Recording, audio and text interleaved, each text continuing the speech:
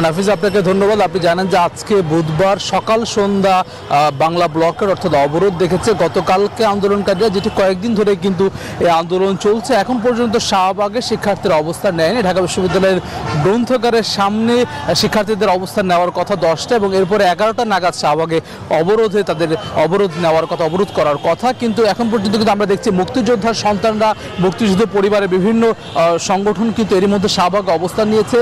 তারা যেই ইতিমধ্যে যে রায় দিয়েছে হাইকোর্ট, সেই রায়ের রায় কার্যকর করে নতুন পরিপত্র জারির কথা তারা বলছেন।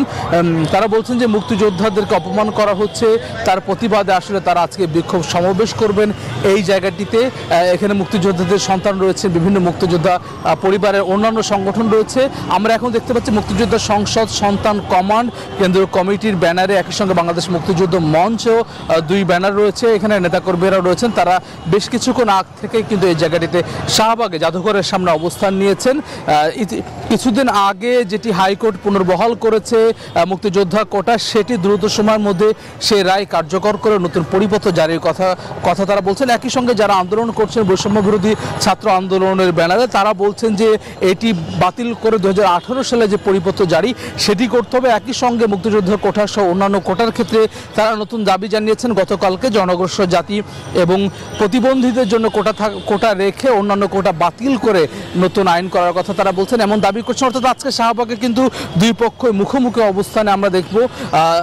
শাহবাগে শিক্ষার্থীদের যে অবরোধ ঘোষণা রয়েছে রাজধানীর বিভিন্ন প্রান্তে, একই সঙ্গে কিন্তু এই জায়গায় মুক্তিযোদ্ধা পরিবারের সন্তানরাও কিন্তু অবস্থান নিয়েছেন।